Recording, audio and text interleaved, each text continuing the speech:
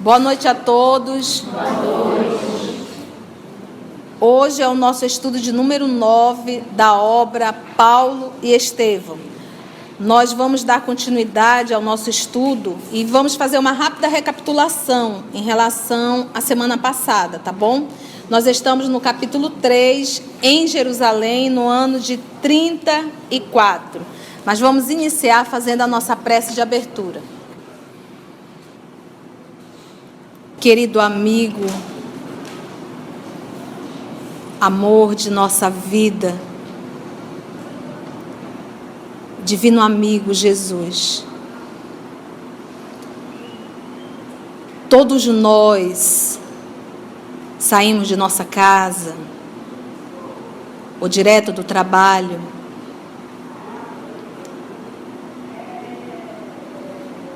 deixando lá amores queridos, ou superando o cansaço, porque todos nós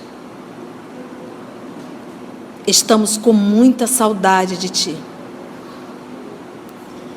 E a obra Paulo e Estevão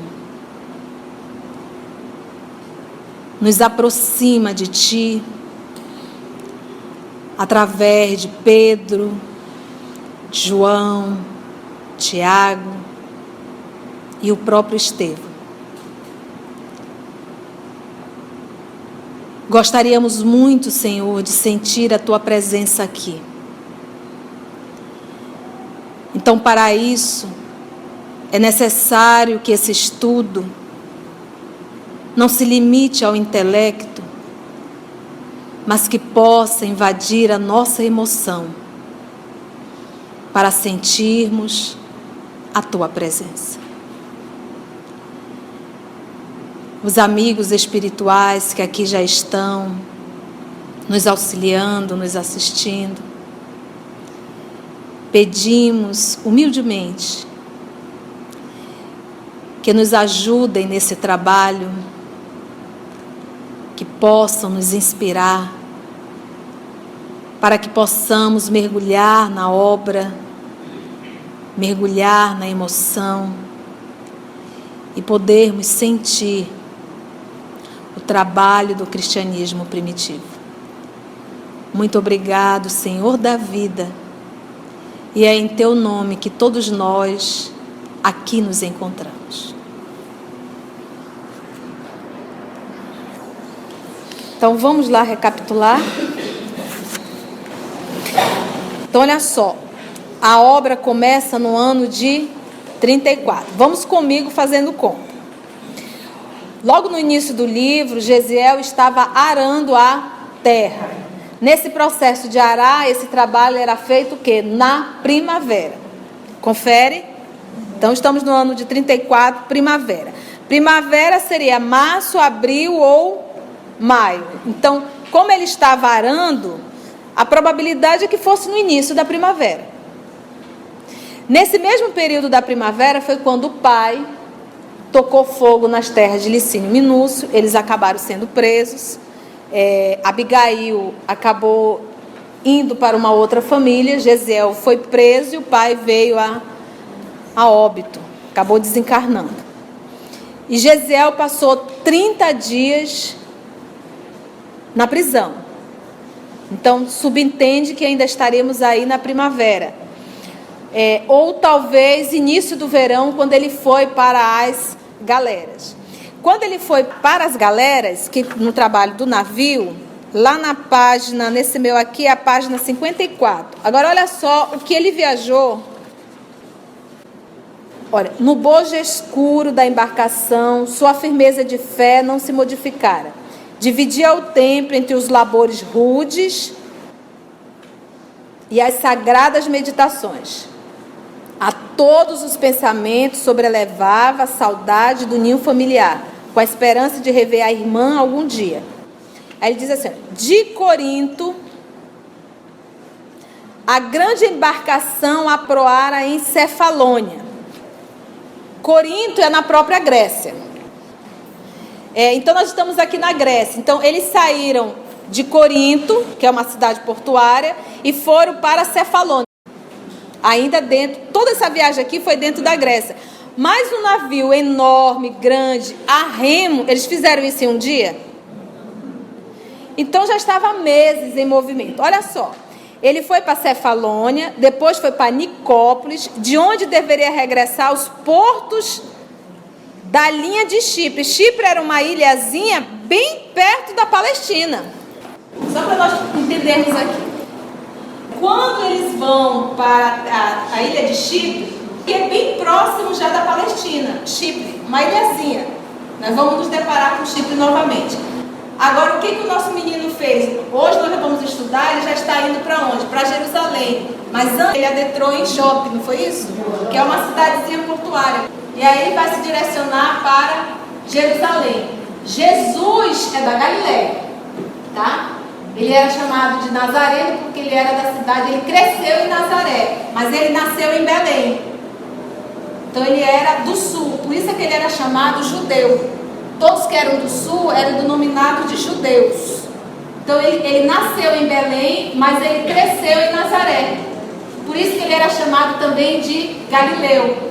Então Pedro era de Cafarnaum, a cidadezinha de Magdala, era tudo dentro da Galileia. Então Galileia nós vamos ter Nazaré, Naim, Caná, Tiberíades, Magdala, Cafarnaum, Betsaida. Tudo isso aqui era da Galileia. O que tinha na Galileia era peixes, frutas e verduras. A intelectualidade não estava na Galileia, a intelectualidade estava em Jerusalém. Por isso que não levavam muito a sério Jesus. O que pode vir na Galileia se não peixes e frutas? Tá? Porque lá só tem gente ignorante, gente para plantar. E em verdade, a intelectualidade estava em Jerusalém. Nessa viagem dele, é que ele é solto aqui em Jope. E aquele ladrão recebe muito amorosamente, né? E aí ele vai ser conduzido agora para Jerusalém, porque Pedro saiu da Galileia e veio ficar em Jerusalém, onde Jesus foi morto. Por quê? Porque todos os judeus, em épocas comemorativas, eles tinham que vir para o templo de Jerusalém. Todos os judeus. Então, por exemplo, quando Jesus estava em Jerusalém, ele estava comemorando o quê? Era a Páscoa, que é a comemoração da libertação do povo que vivia no Egito, o povo hebreu. Foram quase 400 anos de escravidão. Então era uma comemoração. Então todos os judeus que estavam em todos os lugares vinham para... Então estava lotado Jerusalém quando Jesus foi crucificado. Lotado. E ele estava ali comemorando a Páscoa naquele dia. Entendemos isso? Então a Galileia, a Samaria, todos são hebreus. Todos são hebreus. Do sul ele é denominado de judeu, que eram as 2 tribos. E as 10 tribos do norte se denominaram samaritanos. Eles se dividiam em tribos. Mas o samaritano era também hebreu, a mesma nacionalidade. Nós somos amazonenses e somos o quê? Brasileiro. Então a nossa nacionalidade brasileira, o nosso estado, o Amazonas. Então no caso dele, eles separavam. Eles eram hebreus, mas eles se separavam por tribo. Então as 10 tribos do norte se denominaram samaritanos. E eram 12 tribos. Os samaritanos odiavam os judeus. E os judeus odiavam os samaritanos. Todos eram a mesma nacionalidade. Samaritano eram hebreus também. Então vamos lá. Então nós estamos, então ele nessa viagem, ele já deveria estar talvez 3 ou 4 meses, porque na página 54, o que ele vai dizer? Aqui na 54. Só para nós entendermos o tempo, tá? Tá aqui, olha só. Ele diz assim, olha, de onde deveriam regressar aos portos da linha de Chipre, que é essa ilhazinha bem próximo já da Palestina, depois de ligeira passagem pela costa da Palestina. Lembra do mar? Consoante o itinerário organizado, aí vem aqui, olha, para aproveitar o tempo seco e tendo em vista que o inverno paralisava toda a navegação. Então aqui, tempo seco, nós estamos no quê? Já em outono do ano de 34. Então outono vai ser o quê? Setembro, outubro e novembro. Agora no outono ainda dá um solzinho? Dá. Hã? Dá um solzinho. Dá um solzinho. Porque quando ele chega em Jope, já é falado o quê? Que pela manhã, um sol, então ainda tem ali um solzinho, ainda não é o inverno, tá bom? Mas continuamos ainda no ano de 34. Então, ele dentro do navio, nós já conhecemos o trabalho dele com o Sérgio Paulo, ele recuperou o Sérgio Paulo, e o próprio Sérgio Paulo, como o nosso menino Gesiel acabou adquirindo a enfermidade, ele seria jogado ao mar. Sérgio Paulo entrou em acordo com quem? Vamos lembrar os nomes. Sérvio Garbo, que era o comandante. Exatamente. Sérvio era o comandante e Lisipo era o feitor. Então, os dois entraram em contato com Sérgio Paulo e Sérgio Paulo pediu que entregasse Gesiel. E o próprio Sérgio Paulo realmente pegou o barco, disse assim, olha, eu vou fazer exercício, vou remar. E colocou Gesiel dentro, deu uma túnica, uma roupa a ele, e deu um trocado, um dinheiro, talvez o que ele tinha, e soltou ele na praia. Lembra que eles estavam indo para Chipre e iriam voltar novamente para Corinto. E aí o nosso menino acabou com muita febre, um ladrão, ele acabou fazendo amizade com o ladrão, entregou o dinheiro ao ladrão, perguntou se o ladrão não teria uma forma de ajudá-lo, e aí o ladrão passou a ser um benfeitor, e disse assim, olha, existe um fulano de tal que faz parte dos homens do caminho, Efraim. E aí ele mesmo acabou levando até Efraim já estava com um paciente, e no dia seguinte, Efraim pegou esse paciente, mais Gesiel, e levou para Jerusalém, para a igreja do caminho. Vale ressaltar que a palavra igreja, hoje igreja é o templo. Na época, a etimologia da palavra quer dizer reunião, congregação. Então, nós estamos nesse momento em que o Efraim está entregando Gesiel aos braços de Pedro. Então, hoje nós vamos conhecer um pouquinho Pedro, tá bom? Vamos lá? Natural era que nem todos se curassem, o que obrigava o velho pescador a agasalhar consigo todos os necessitados, com carinho de um pai.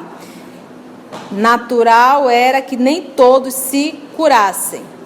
Então, muitos o procuravam, adquiriam a cura e voltavam. Outros não conseguiam a cura e permaneciam dentro da instituição, dentro da casa. Recolhendo-se ali com a família, era auxiliado particularmente por Tiago, filho de Alfeu, e por João. Então, esse Tiago aqui é o Tiago menor, que não é o irmão de João. Por isso que ele coloca Tiago, filho de Alfeu. Então, esse Tiago aqui é o Tiago menor, irmão de Levi, que é o Mateus, e irmão de Judas Tadeu. Esse Tiago aqui é muito arraigado ao judaísmo, à cultura judaica. E lembra que o Tiago é irmão de Levi, e que Levi era o cobrador de impostos, que é o Mateus, e que, de certa forma, ele tinha muito poder aquisitivo. O irmão talvez não fosse diferente. Na Idade Média, naquele período, a Igreja Católica teve que diferenciar. Essa história de menor e maior foi quando eles foram canonizados. Foi a igreja que deu o título de maior e menor. Transformaram em santo, para poder distinguir. Mas isso não existia na época. Como que eles se identificavam? Tiago, filho de Alfeu, Tiago, filho de Zebedeu, Tiago, às vezes, denominado a cidade, entendeu? Então, esse Tiago aqui é o Tiago menor, o Tiago, irmão de Levi.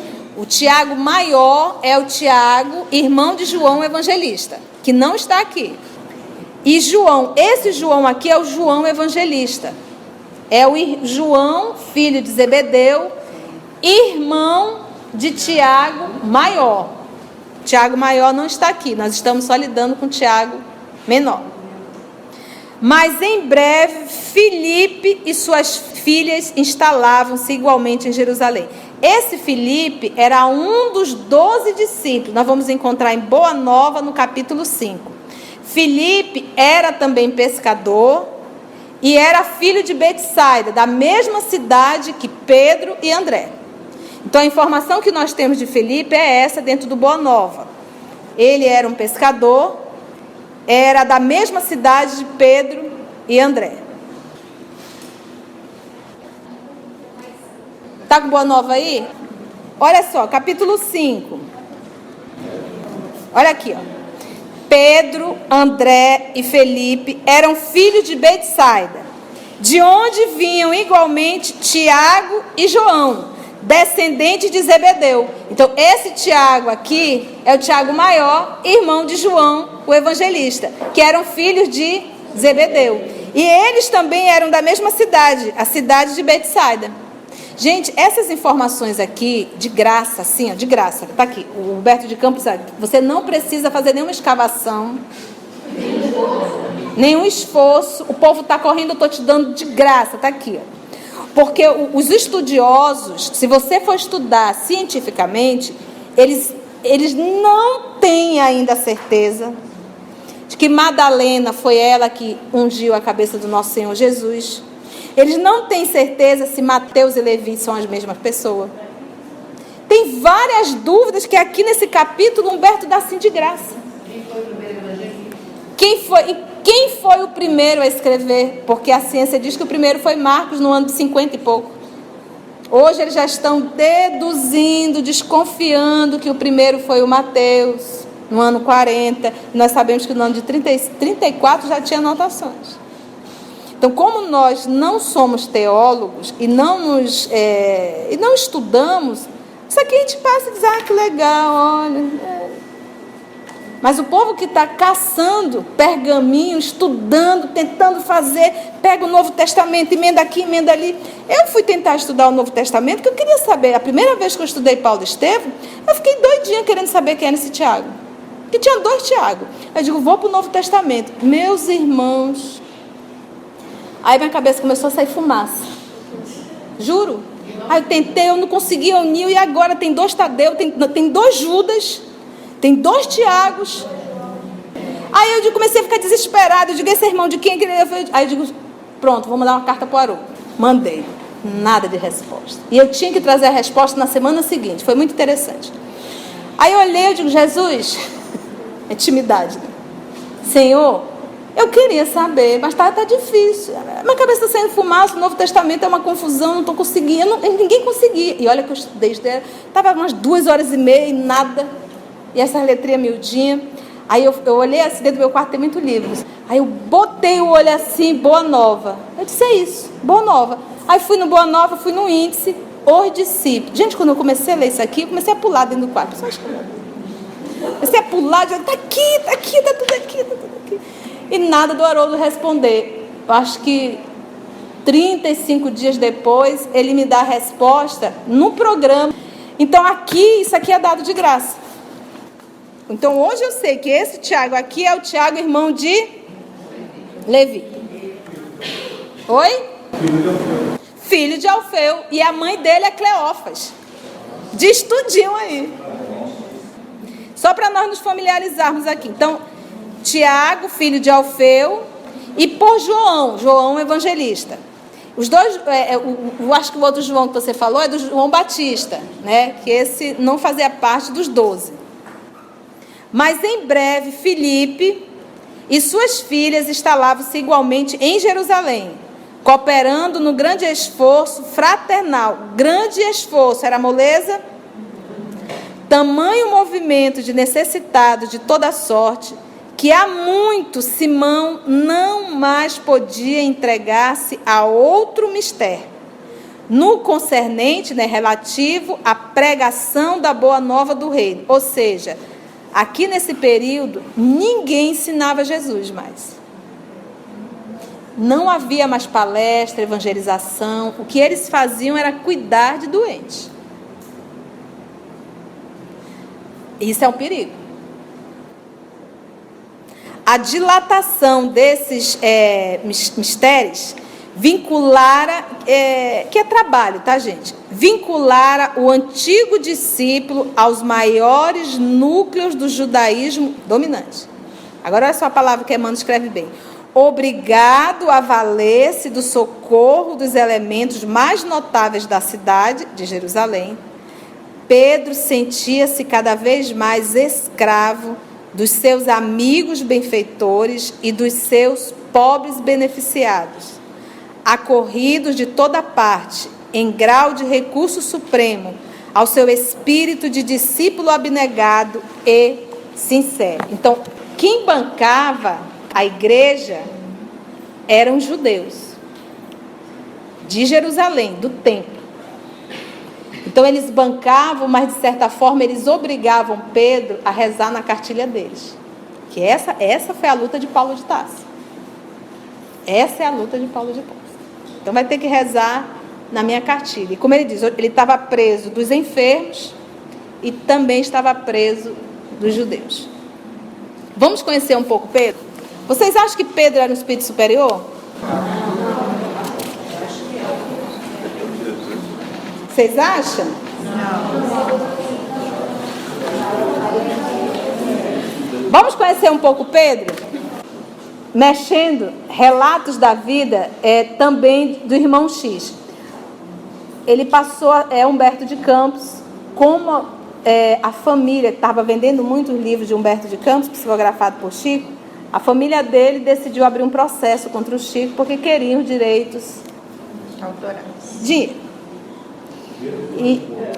Pois é. E Chico, imagina, teve que ir até o juiz, e o juiz disse assim: olha, até o presente momento, nada comprova que morto pode escrever.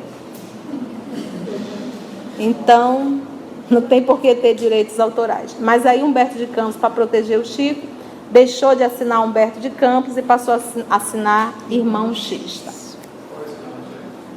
Relatos da vida. Tempos depois do regresso de Jesus às esferas superiores, então ele já tinha desencarnado, transformara-se Pedro, o apóstolo, em Jerusalém, no esteio firme da causa evangélica. Todos os dias, a faina difícil, os necessitados de todas as procedências, e com os necessitados, os perseguidores, os adversários, os donos do sarcasmo, os campeões da galhofa e quantos compunham a multidão de obsessos e infelizes. Simão, ora brando, ora enérgico, servia sempre. A afeição humana do amigo de Jesus era, porém, examinada sem qualquer compaixão pelos críticos intransigentes. Era Pedro fraco ou forte, vaidoso ou humilde, compreensível ou intolerante? Nesse clima de diz que diz, achava-se Eliaquim, filho de Josias, à procura de ervilhas em pequeno mercado de verdura, quando se viu à frente de Natã, fariseu letrado e rico da cidade, que passou a inquiri-lo de maneira direta. Então, é você agora um cliente daqueles que seguem o Messias? Sim. Confirmou interpelado. Vi-me doente de um dia para o outro, e além de tudo, despojado de todos os meus bens pela ambição de parentes ingratos. Em terrível penúrias, recorri a Simão, que me acolheu. Simão Pedro? Ele mesmo. E, porventura, você se sente tranquilo? Como não? Tenho hoje com ele um novo lar. Natã repousou a mão no ombro do amigo e murmurou: Eliaquim, francamente não entendo a razão pela qual tantos compatriotas se deixam embair pelas manhas do pescador que se faz de santo. Tenho lido e ouvido algo acerca do profeta Nazareno, e não lhe regateio admiração. Mas, Pedro... Olha o que eles vão falar. Olha a fofoca em relação a Pedro.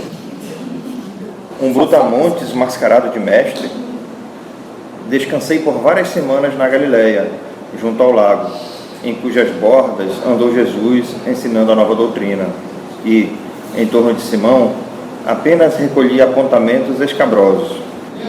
É um poço de prepotência e brutalidade, na forma de um homem. Contam-se dele coisas incríveis. Não se trata unicamente da negação em que se fez conhecido por traidor do próprio Jesus. Você vê que essa fofoca correu solto. Todo mundo comentava que Pedro... Olha a situação de Pedro.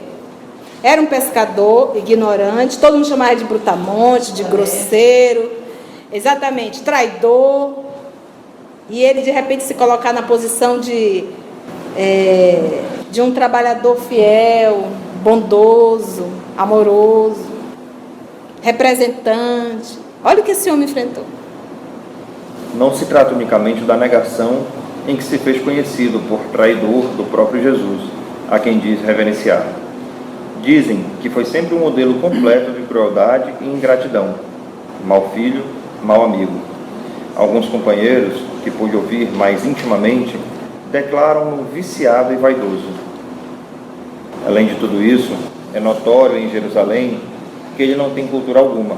Olha agora, olha essa informação. Arrasa com as nossas tradições e ensinamentos, quando se expõe a falar em público. O homem abre a boca e o desastre aparece. Confunde Isaías Só com Jeremias. E esse que está falando é um fariseu. O fariseu era quem conhecia a lei. Quando Pedro ia palestrar, ele confundia. Olha só, tadinho de Pedro. Confunde Isaías com Jeremias. Atribui a Davi palavras de Moisés. Israelitas distintos, recém-chegados da Grécia, que se puseram a escutá-lo por respeito a Jesus, retiraram-se daqui escandalizados, segundo me disseram. Que fazem vocês com um ferrabras dessa ordem? Acaso não buscam saber se Pedro possui moral bastante e educação suficiente para tratar de encargos que lhe ousadamente se ocupa? E porque ele aqui emudecesse, respeitoso, Natã insistiu. Diga-me, por favor, qual é a sua própria opinião? O interpelado fitou o poderoso fariseu demoradamente e, depois de alguns instantes de expectação, respondeu sem alterar-se. Natã, é verdade que Simão é um homem rude, com muitos defeitos, apesar dos tesouros de amor e serviço que derrama do coração. Mas, e você, meu amigo?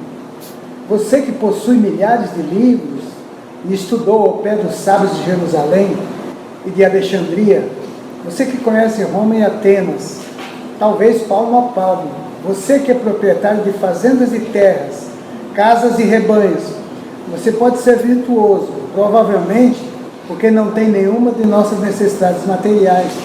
Que faz você, por amor a Deus, em auxílio ao próximo? Bonitinho. Natã fixou um sorriso amarelo, deu de ombros, lançou saliva na terra seca, cuspiu, né, que era um ato, deu de ombros, né, ergueu a cabeça, altiva, afastou-se, enquanto a pergunta ficou no ar. Então, isso aqui foi para mostrar quem era Pedro. Então, não era um homem intelectual. Você vê que diz que ele era um mau filho, um mau pai, era grosseirão. Mas para você ver a mudança que Cristo faz na vida e a evolução dele. Por que nós trouxemos esse material? Porque nós vamos lidar com Pedro. E vamos estar sempre lembrando isso aqui, vai dizer, olha, ele mudou mesmo. Como ele mudou. Jesus não gosta de facilidades. Por isso que ele diz, não é o são que precisa de médico, é o doente. Então, se ele chamasse só o povo mais evoluído, como é que ele ia evangelizar? Por exemplo, o correto, quando você vai ser mãe, você pode me mandar um capeta, Senhor, que eu prometo colocar no eixo. Você está entendendo? Então, ele na condição, ele chama os mais necessitados. Agora, o que tem de diferente? Eles estavam desprovidos de vaidade e de orgulho. Então, era um terreno, não era árido, era um terreno fértil. Ali dava para jogar semente e dar frutos. Ele passou em Jerusalém, nós vamos estudar, antes de Jesus ir para Galiléia, ele foi a Jerusalém, ao templo, e se deparou ali com quem? Quem lembra? Hanã, que era um doutor da lei. Deus, ele se sentiu superior. E Jesus deu as respostas que cabia, arrumou as coisinhas dele e foi para Galiléia. Porque ali ele não ia encontrar um terreno para se jogar a semente. E todos esses deram fruto. Os 12 deram frutos.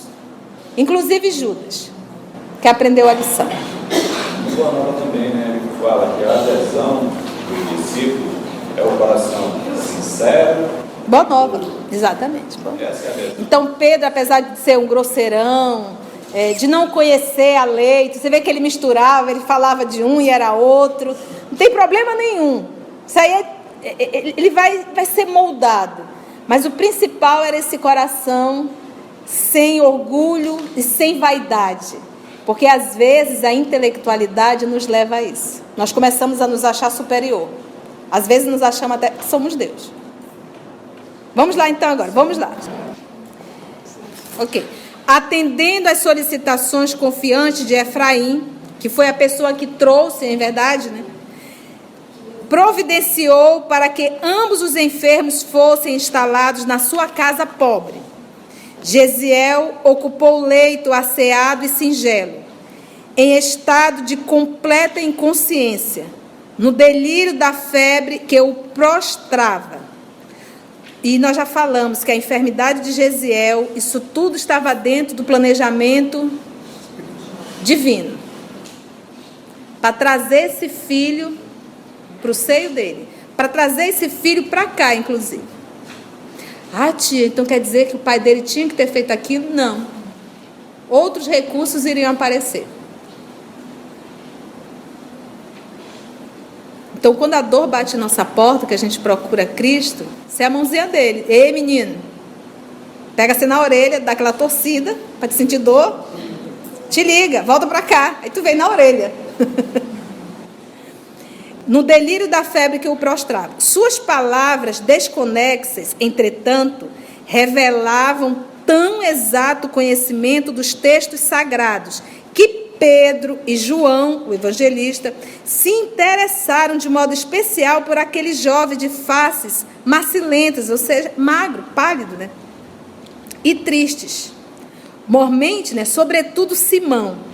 Passava longas horas entretido em ouvi-lo, anotando-lhe os conceitos profundos, embora filhos da exaltação febril.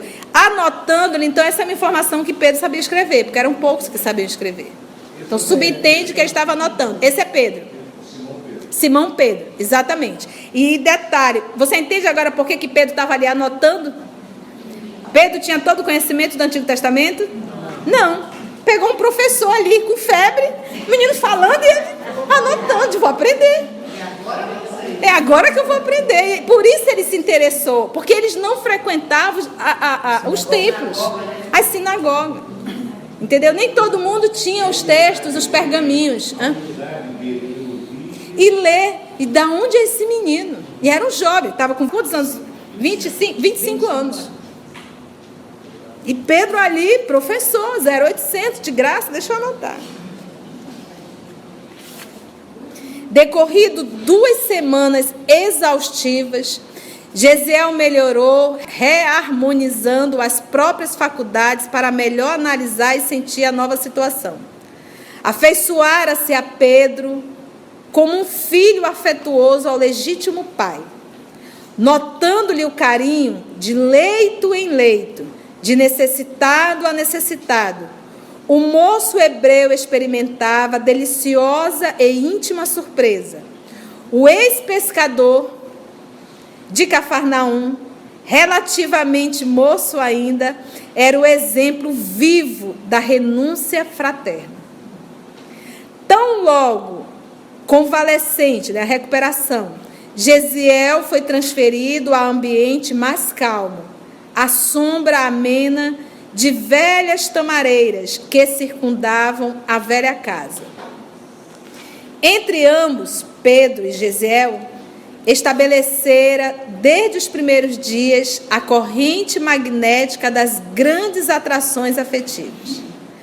Nessa manhã, olha só, entre ambos estabelecera desde os primeiros dias a corrente magnética das grandes atrações afetivas. Entre eles existiam o quê? Encontro. Não sei se um reencontro, mas que o pensamento de Gesiel com o pensamento de Estevão estavam em perfeita harmonia. Gesiel era amor. Gesiel era um espírito evoluído. Isso aí não há dúvida. Gesiel era um espírito bem mais evoluído do que Pedro. Ele diz aí que ele não era relativamente moço ainda. Então, talvez 40 e pouco. Mas era o mais velho da equipe. Saulo morreu com 60 e pouco. Assassinado. E Pedro era mais velho que ele. E em Roma, Pedro ainda estava encarnado. Lembra disso, né? Pedro morreu depois de Paulo. Também assassinado. Pedro foi. Em Roma, na perseguição. Nessa manhã, as observações amáveis sucediam-se e, não obstante a justa curiosidade que lhe parava na alma, a respeito do interessante hóspede, Simão ainda não tinha logrado o ensejo de um intercâmbio de ideia mais íntimo, ainda não tinha tido oportunidade de sentar e conversar com Gesiel, de maneira a sondar-lhe os pensamentos, inteirando-se dos seus sentimentos e da sua origem. Ao sopro generoso da aragem matinal sob as árvores frondosas, então nós estamos aqui em quê? Em outono, né? Pleno outono. O apóstolo criou ânimo e, a certa altura, depois de distrair o convalescente com alguns ditos afetuosos, buscou penetrar-lhe o mistério cuidadosamente. Pedro vai devagarzinho para querer saber quem é Gesiel. Vamos lá ver? Amigo, disse com jovialidade: agora que Deus lhe restituiu a saúde preciosa, regozijo-me por havermos recebido tua visita em nossa casa. Nosso júbilo é sincero, pois que, nos mínimos detalhes da tua permanência entre nós, revelaste a condição espiritual de filho legítimo dos lares organizados com Deus, pelo conhecimento que tens dos textos sagrados. E tanto me impressionei com as tuas referências a Isaías, quando deliravas com febre alta, que desejaria saber de que tribo descendes. De que cidade você é? Qual é a tua tribo? Que eram 12 tribos. Gesiel compreendeu que aquele amigo sincero, antes irmão carinhoso nas horas mais críticas da enfermidade, desejava conhecê-lo melhor, identificá-lo íntima e profundamente, com delicada argúcia, sutileza, finura psicológica. Ele foi, como diz os mineiros, pela beirinha do prata, os mineiros, Achou justo e considerou que não devia desprezar o amparo de um coração verdadeiramente fraterno para o acendramento, a limpeza, a pureza das próprias energias espirituais. Então vem Gesiel abrindo o coração para Pedro. Meu pai era filho dos arredores de Sebaste e descendia da tribo de Sacar. Esclareceu atencioso. E era tão altamente dedicado ao estudo de Isaías? Pedro poxa, ele manja, Mas você quer entender por que ele entendia tanto de Isaías. Só para você ter uma ideia, Isaías desencarnou 765 a.C. 765 a.C. Era um dos profetas. E foi Isaías que mais falou da vinda do Messias. E Isaías apresentava o Messias sofredor. Quando você lê esse texto de Isaías, você diz, meu Deus, quando lê isso aqui, não dá para entender que Jesus era o mestre? É claro, ele vai... Olha só o que ele diz aqui. Estudava sinceramente todo o Testamento, sem preferências, talvez de ordem particular. A mim, porém, Isaías sempre me impressionou profundamente pela beleza das promessas divinas de que foi portador, anunciando-nos o Messias, cuja vinda tenho meditado desde a infância. Vocês estão vendo que essa alma já vinha preparada? Ele buscava. Por que justamente com Isaías? Porque Isaías é o profeta que fala da vinda do Messias sofredor e não do Messias guerreiro. Simão Pedro esboçou um sorriso de viva satisfação e disse: mas não sabes que o Messias já veio? Gesiel teve um brusco sobressalto na cadeira improvisada. Que dizeis? Inquiriu ansioso. Nunca ouviste falar em Jesus de Nazaré? embora recordasse vagamente as palavras ouvidas de Efraim, declarou: Nunca.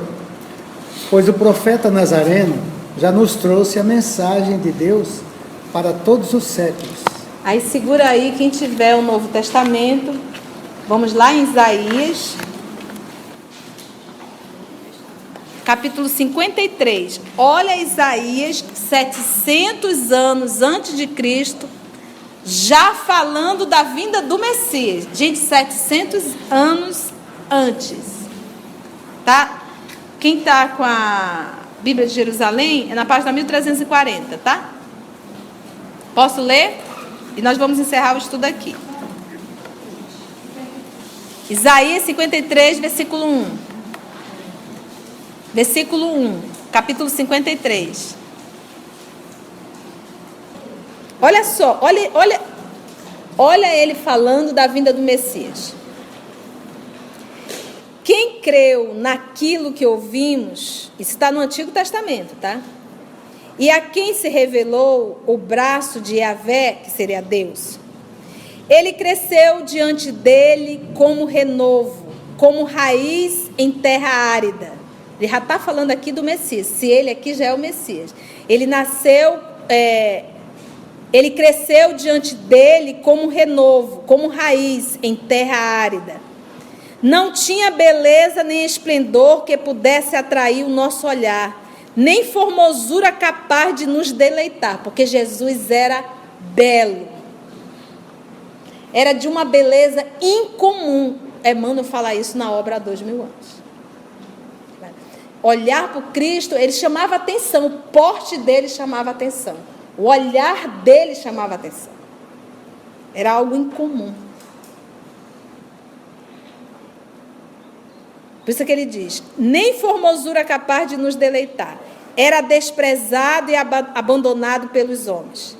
Homem sujeito à dor, familiarizado com o sofrimento, como pessoa de quem todos escondem o rosto. Desprezado, não fazíamos caso nenhum dele. E, no entanto, eram nossos sofrimentos que ele levava sobre si, nossas dores que ele carregava. Mas nós o tínhamos como vítima do castigo, ferido por Deus e humilhado. Mas ele foi trespassado por causa das nossas transgressões. Ser crucificado, naquela época, era a cadeira elétrica. Era assim, a pior espécie de ser humano, que não tem mais jeito, crucificado. Por isso que ele estava entre dois o quê? Foi assim que nós tratamos Jesus. Vocês estão entendendo como nós somos perturbadinhos? E, no entanto, era o nosso sofrimento que ele levava sobre si, nossas dores que ele carregava. Mas nós o tínhamos como vítima do castigo. Porque, como é que, por exemplo, quando Paulo vai saber como que um homem que foi crucificado no meio de dois ladrões pode ser o Messias? Está doido? Está doido? Era isso. Eles não aceitavam. Um homem que andava na Galileia, com um bando de pescador e prostituta, como é que esse homem pode ser o Messias? Ele achava isso um insulto, dizer que Jesus era o Messias que eles aguardavam. Porque Jesus era pobre. E andava descalço. Aí continua aqui Isaías. Mas ele foi trespassado por causa das nossas transgressões. Vocês lembram da lança? Esmagado por causa das nossas iniquidades. O castigo que havia de trazer-nos a paz caiu sobre ele. Sim, por suas feridas fomos curados. Todos nós, como ovelhas, andávamos errantes, seguindo cada um seu próprio caminho. Mas Yahvé, que é Deus, fez cair sobre ele a iniquidade de todos nós. Foi maltratado, mas livremente humilhou-se e não abriu a boca, como cordeiro conduzido aos matadouros. Por isso que ele era chamado do Cordeiro de Deus. Como ovelha que permanece muda na presença dos tosqueadores. Ele não abriu a boca. Após detenção e julgamento, foi preso. Dentre os contemporâneos, quem se preocupou com o fato de ter sido cortado da terra dos vivos? de ter sido ferido pela transgressão do seu povo? Deram-lhe sepultura com os ímpios, seu túmulo está com os ricos, embora não tivesse praticado violência, nem houvesse engano em sua boca. E aí, continua que o texto é longo. Então, você lendo isso daqui, Isaías está falando de um Messias, ele está falando do Messias sofredor. E tudo que está escrito aqui, gente, 700 anos antes, aconteceu. Tudo.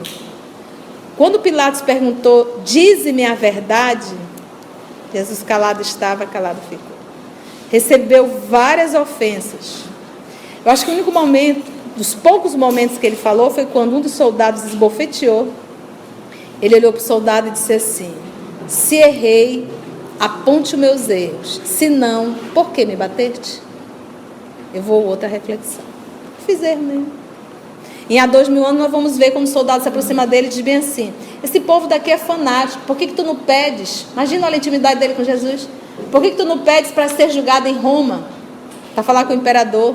Jesus olhou para ele e disse: se eu quisesse, eu pediria uma legião de anjos e meu pai enviaria. Mas a vontade do meu pai é que eu me entregue como um cordeiro. Obviamente que o soldado não entendeu nada. Mas o recado ficou. Entendeu? Então, era necessário. Por quê? Tu conhece o teu filho. Tu conhece o capetinha que tu tem dentro de casa. Tu sabe exatamente como esse menino vai se conduzir ao decorrer do dia. Então, tu já prepara tudo para protegê-lo, para que ele não venha se prejudicar, porque tu conhece. Então, eu te pergunto, o nosso Pai de infinita bondade, o nosso Senhor Jesus, como o nosso irmão mais velho, conhecendo esse povo, ele sabia exatamente o que iam fazer com ele. E fizeram. E até hoje nós, já são 2000 anos, 2017 anos, nós ainda não aprendemos a lição. Desculpa esse leque, mas é interessante pegarmos outras obras para podermos completar o nosso estudo, não é verdade? Tudo ok, gente? Nenhuma pergunta? Então vamos orar? Vamos fazer a nossa prece de agradecimento? Vamos cantar? Cantar é sempre bom. Então vamos fechar os nossos olhos. Cada um aqui presente, em silêncio, faça a sua oração particular. Eleva o teu pensamento, fala com o teu anjo da guarda. Agradece a oportunidade. Faça um pedido. Pense em Jesus.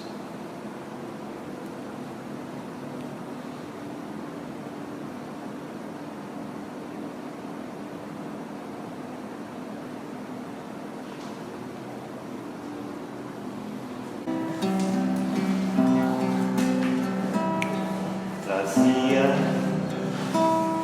um coração repleto de esperanças,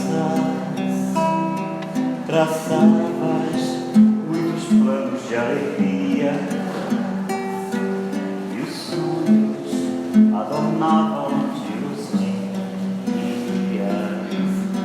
Aí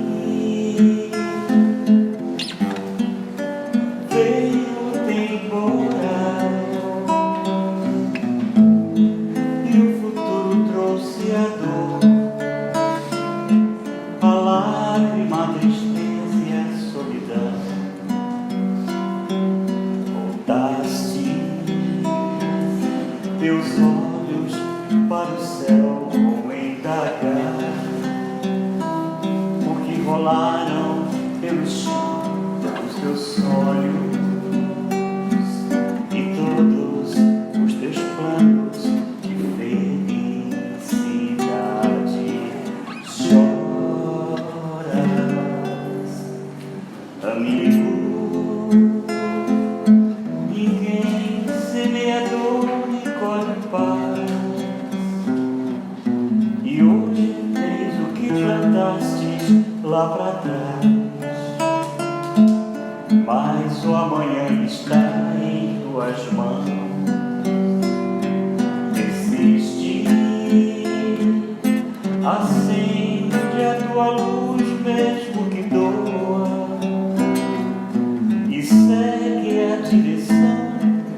amor mais puro, e assim verás.